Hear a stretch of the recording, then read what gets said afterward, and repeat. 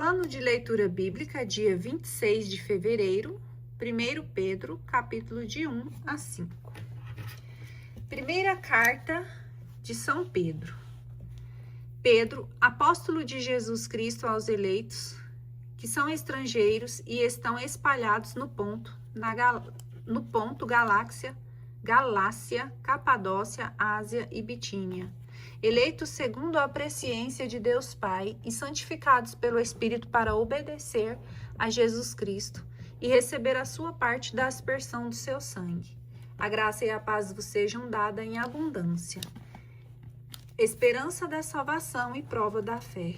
Bendito seja Deus, o Pai de nosso Senhor Jesus Cristo. Na sua grande misericórdia, ele nos fez renascer pela ressurreição de Jesus Cristo dentre os mortos, para uma viva esperança, para uma herança incorruptível, incontaminável e imarcessível, reservada para vós nos céus, para vós que sois guardados pelo poder de Deus por causa da fé, para a salvação que está pronta para se manifestar nos últimos tempos. É isso que o constitui a vossa alegria, apesar das aflições passageiras, a vós serem causadas ainda por diversas provações, para a prova a que é submetida a vossa fé, mais preciosa que o ouro perecível, o qual, entretanto, não deixamos de provar ao fogo, redunde para vosso louvor, para vossa honra e para vossa glória, quando Jesus Cristo se manifestar. Esse Jesus, vós o amais sem o terdes visto, credes nele sem o verdes ainda, e isso é para vós fonte de uma alegria inefável e gloriosa, porque vós estáis certos de obter como preço de vossa fé a salvação de vossas almas. Essa salvação tem sido objeto das investigações e das meditações dos profetas, que proferiram oráculos sobre a graça que vos era destinada. Eles investigaram a época e as circunstâncias indicadas pelo Espírito de Cristo, que neles estava e que profetizava os sofrimentos do mesmo Cristo, e as glórias que os deviam seguir. Foi-lhes revelado que propunham não para si mesmos, senão para vós, essas revelações que agora têm sido anunciadas por aqueles que pregaram o Evangelho da parte do Espírito Santo, enviado do céu. Revelações essas que os próprios anjos desejam contemplar. Exortação à santidade. Cingi, portanto, os rins do vosso espírito, sede sóbrios e colocai toda a vossa esperança na graça que vos será dada no dia em que Jesus Cristo aparecer, à maneira de filhos obedientes. Já não vos amoldeis ao desejo que tinhais antes, no tempo da vossa ignorância. A exemplo da santidade daquele que vos chamou, sede também vós santo em todas as vossas ações, pois está escrito: sede santos, porque eu sou santo. Se invocais como Pai aquele que sem distinção de pessoas julga cada um segundo as vossas obras, vivei com temor durante o tempo de vossa peregrinação, porque vós sabeis que não é por bens perecíveis, como a prata e o ouro, que tendes sido resgatados da vossa vã maneira de viver, recebida por tradição de vossos pais, mas pelo precioso sangue de Cristo, o Cordeiro imaculado e sem defeito algum, aquele que foi predestinado antes da criação do mundo, e que nos últimos tempos foi manifestado por amor de vós. Por ele tendes fé em Deus, que o ressuscitou dos mortos e glorificou, a fim de que vossa fé e vossa esperança se fixem em Deus. Em obediência à verdade, tendes purificado as vossas almas para praticardes um amor fraterno sincero. Amai-vos, pois, uns aos outros, ardentemente e do fundo do coração, pois fostes regenerados, não de uma semente corruptível, mas pela palavra de Deus, semente incorruptível, viva e eterna. Porque toda a carne é como a erva, e toda a sua glória como a flor da erva. Seca-se a erva e cai a flor, mas a palavra do Senhor permanece eternamente. Ora, essa palavra é a que vos foi anunciada pelo Evangelho. Cristo, pedra angular. Deponde, pois, toda a malícia, toda a astúcia, fingimentos, invejas e toda espécie de maledicência. Como crianças recém-nascidas, desejai com ardor o leite espiritual que vos fará crescer para a salvação, se é que tendes saboreado quão suave é o Senhor. Achegai-vos a ele, pedra viva, que os homens rejeitaram, mas escolhida e preciosa aos olhos de Deus.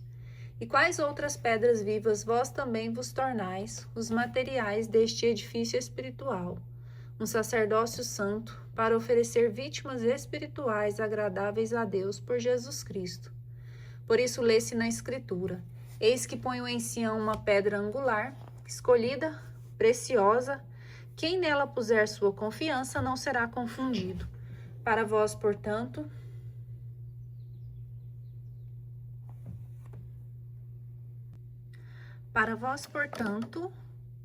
que tendes crido, cabe a honra.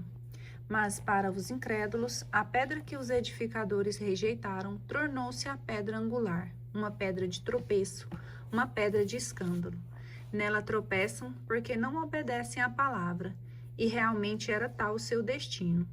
Vós, porém, sois uma raça escolhida, um sacerdócio régio, uma nação santa, um povo adquirido para Deus, a fim de que publiqueis as virtudes daquele que das trevas vos chamou à sua luz maravilhosa. Vós que outrora não éreis seu povo, mas agora sois povo de Deus. Vós que outrora não tinhais alcançado misericórdia, mas agora alcançastes misericórdia. Poder do exemplo. Caríssimos, rogo-vos que, como estrangeiros e peregrinos, vos abstenhais dos desejos da carne, que combatem contra a alma. Comportar-vos nobremente entre os pagãos. Assim, naquilo em que vos caluniam como malfeitores, chegarão, considerando vossas boas obras, a glorificar a Deus no dia em que ele os visitar. Por amor do Senhor, sede submissos, pois a toda a autoridade humana, quer ao rei, como a soberano, quer aos governadores, como enviados por ele para castigo dos malfeitores, e para favorecer as pessoas honestas, porque esta é a vontade de Deus, que praticando o bem, façais emudecer a ignorância dos insensatos. Comportai-vos como homens livres, e não à maneira dos que tomam a liberdade, como véu para encobrir a malícia, mas vivendo como servos de Deus. Sede educados para com todos. Amai os irmãos, temei a Deus, respeitai o rei. Servos, sede obediente aos senhores, com todo o respeito, não só aos bons e moderados, mas também aos de caráter difícil. Com efeito, é coisa agradável a Deus sofrer contrariedades e padecer injustamente por motivo de consciência para com Deus. Que mérito teria alguém se suportasse pacientemente os açoites por ter praticado o mal? Ao contrário, se é por ter feito o bem que sois maltratados, e se o suportardes pacientemente, isto é coisa agradável aos olhos de Deus. Ora, é para isso que fostes chamados. Também Cristo padeceu por vós, deixando-vos exemplo para que sigais os seus passos. Ele não cometeu pecado, nem se achou falsidade em sua boca. Ele, ultrajado, não retribuía com idêntico ultraje. Ele, maltratado, não proferia ameaças, mas entregava-se àquele que julga com justiça. Carregou nossos pecados em seu corpo sobre o madeiro, para que, mortos aos nossos pecados, vivamos para a justiça. Por fim, por suas chagas fomos curados, porque éreis como ovelhas desgarradas, mas agora retornastes ao pastor, e guarda das vossas almas. Deveres mútuos dos esposos. Vós também, ó mulheres, sede submissa aos vossos maridos. Se alguns não obedecem à palavra, serão conquistados, mesmo sem a palavra da pregação, pelo simples procedimento das mulheres. Ao observarem vossa vida casta e reservada, não seja o vosso adorno o que aparece externamente. Cabelos trançados, ornamentos de ouro, vestidos elegantes, mas tende aquele ornato interior e oculto do coração, a pureza incorruptível de um espírito suave e pacífico, o que é tão precioso aos olhos de Deus. Era assim que outrora se ornavam as santas mulheres que esperavam em Deus. Eram submissas a seus maridos, como Sara, que obedecia a Abraão, chamando-o de Senhor. Dela vos tornais filhas pela prática do bem, sem temor de perturbação alguma. Do mesmo modo vós, ó maridos, comportai-vos sabiamente no vosso convívio com as vossas mulheres, pois são de um sexo mais fraco. Porquanto elas são herdeiras, com o mesmo direito que vós outros da graça que dá a vida. Tratai-as com todo o respeito, para que nada se oponha às vossas orações. Saber sofrer como Cristo. Finalmente, tende todos um só coração e uma só alma, sentimentos de amor fraterno, de misericórdia, de humildade. Não pagueis mal com mal, nem injúria com injúria. Ao contrário, abençoai, pois para isso fostes chamados, para que sejais herdeiros da bênção. Com efeito, quem quiser amar a vida e ver dias felizes, refreie sua língua do mal e seus lábios de palavras enganadoras. Aparte-se do mal e faça o bem, busque a paz e siga. Porque os olhos do Senhor estão sobre os justos, e seus ouvidos atentos a seus rogos, mas a força do Senhor está contra os que fazem o mal. Se fordes zelosos do bem, quem vos poderá fazer mal? E até sereis felizes se padecerdes alguma coisa por causa da justiça. Portanto, não temais as suas ameaças, e não vos turbeis, antes santificai em vossos corações Cristo o Senhor. Estais sempre prontos a responder para a vossa defesa a todo aquele que vos pedir a razão de vossa esperança, mas fazei-o com suavidade e respeito. Tende uma consciência reta, a fim de que mesmo naquilo em que dizem mal de vós, sejam confundidos os que desacreditam o vosso santo procedimento em Cristo. Aliás, é melhor padecer, se Deus assim o quiser, por fazer o bem, do que por fazer o mal. Pois também Cristo morreu uma vez pelos nossos pecados, o justo pelos injustos, para nos conduzir a Deus. Padeceu a morte em sua carne, mas foi vivificado quanto ao Espírito. É nesse mesmo Espírito que ele foi pregar aos espíritos que eram detidos no cárcere. Aqueles que outrora, nos dias de Noé, tinham sido rebeldes, quando Deus aguardava com paciência, enquanto se edificava a arca, na qual poucas pessoas, isto é, apenas 8, se salvaram por meio da água. Essa água prefigurava o batismo de agora, que vos salva também a vós, não pela purificação das impurezas do corpo, mas pela que consiste em pedir a Deus uma consciência boa, pela ressurreição de Jesus Cristo. Esse Jesus Cristo, tendo subido ao céu, está assentado à direita de Deus, depois de ter recebido a submissão dos anjos, dos principados e das potestades. Romper com a vida carnal e fidelidade na perseguição. Assim, pois, como Cristo padeceu na carne, armai-vos também vós desse mesmo pensamento. Quem padeceu na carne rompeu com o pecado, a fim de que no tempo que lhe resta para o corpo, já não viva segundo as paixões humanas, mas segundo a vontade de Deus. Baste-vos que no tempo passado tenhais vivido segundo os caprichos dos pagãos, em luxúrias, concupiscências, embriaguez, orgias, bebedeiras e criminosas idolatrias. Estranham eles agora que já não vos lanceis com eles nos mesmos desregramentos de libertinagem, e por isso vos cobrem de calúnias. Eles darão conta àquele que está pronto para julgar os vivos e os mortos, pois para isso foi o evangelho pregado também aos mortos, para que, embora sejam condenados em sua humanidade de carne, vivam segundo Deus quanto ao Espírito. O fim de todas as coisas está próximo.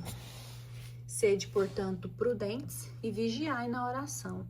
Antes de tudo, mantende entre vós uma ardente caridade, porque a caridade cobre a multidão dos pecados. Exercei a hospitalidade uns para com os outros sem murmuração, como bons dispensadores das diversas graças de Deus.